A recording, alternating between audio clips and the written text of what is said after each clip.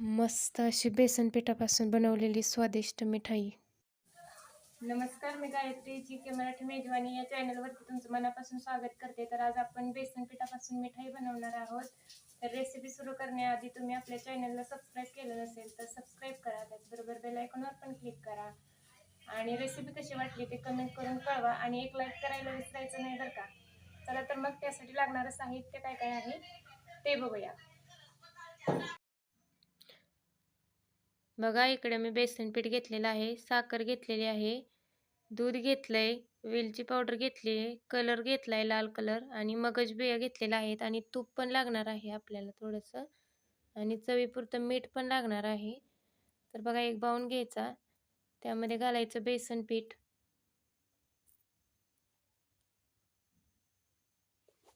चवीपुरतं मीठ टाकायचं. आपण जो कलर घेतला होता तो टाकायचा याच्यामध्ये आणि हे दूध टाकून मिश्रण आपल्याला तयार करून घ्यायचं आहे.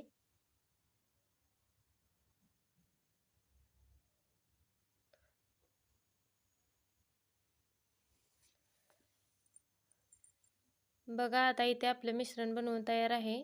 असं मिश्रण बनवायचं. आता मी गॅसवर कढई ठेवली, त्याच्यामध्ये टाकायचं तूप.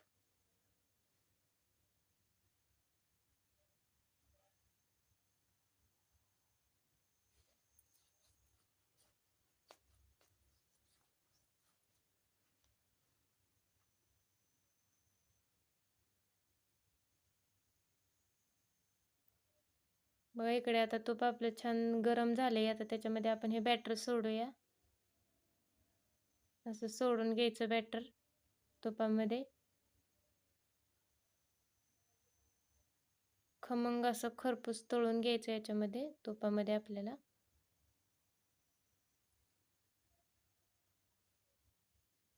दुसऱ्या बाजूने पण पलटून घ्यायचं.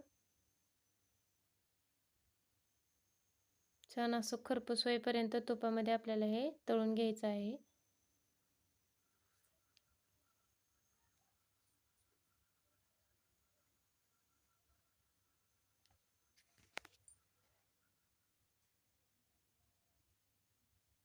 बघा, आता इथे आपलं हे छान तळत आलेलं आहे. आता खरपूस होईपर्यंत बघा, आता इकडे आपलं तळून झालेलं आहे. आता आपण याला काढून घेऊया. असंच बाकीचे पण आपल्याला तळून घ्यायचं आहे बॅटर त्याच्यामध्ये घालून. हे बघा, असं खूप सोपी रेसिपी आहे आणि एकदम चविष्ट. तुम्हाला ही रेसिपी कशी वाटली ते कमेंटमध्ये नक्की कळवा.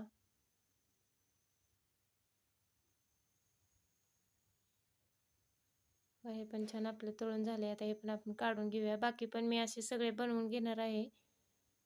बघा, इथे आपले सगळे बनवून तयार आहे, छान तळून घेतलेले आहेत. आता आपल्याला पाक बनवायचा आहे. तर मी 1 वाटी साखर घेतली आहे, तर त्यासाठी अर्धी वाटी पाणी घालते मी, बरोबर मोजून. अर्धी वाटी पाणी घालते मी. आपल्याला असं लई दाटसर पाक करायचं नाही आहे आपल्याला. एक मिक्सरचं भांडं घ्यायचं, त्याच्यामध्ये जे आपण तळून घेतलं होतं का नाही मगाशी बेसन पिठाच्या मिश्रणाचं, ते घालून मिक्सरवर फिरवून घ्यायचं आणि त्यामध्ये थोड्याशा मगज बिया पण घालायच्या.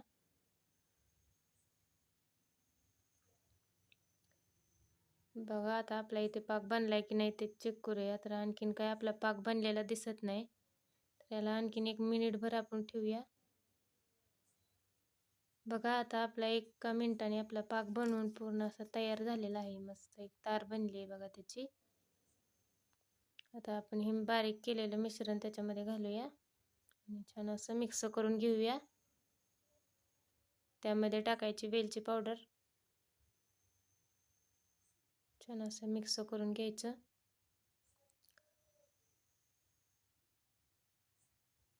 परत गॅस चालू करून 1-2-3 सेकंद परत आपल्याला हे मिश्रण गरम करायचं आहे.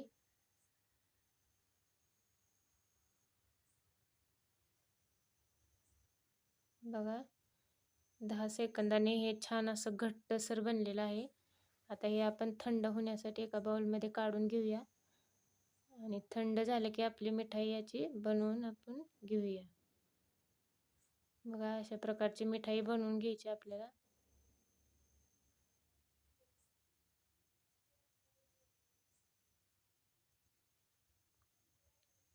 बघा मी असं शेप दिलाय त्याला.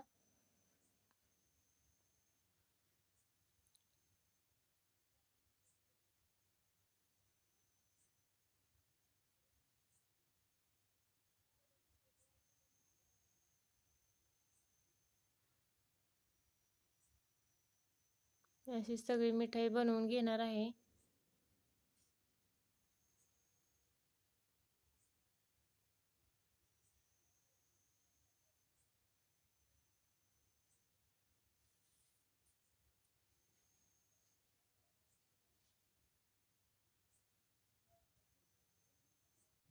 बघा आता मी अशी सगळी मिठाई बनवून याला मगज बिया लावून सर्व करणार आहे.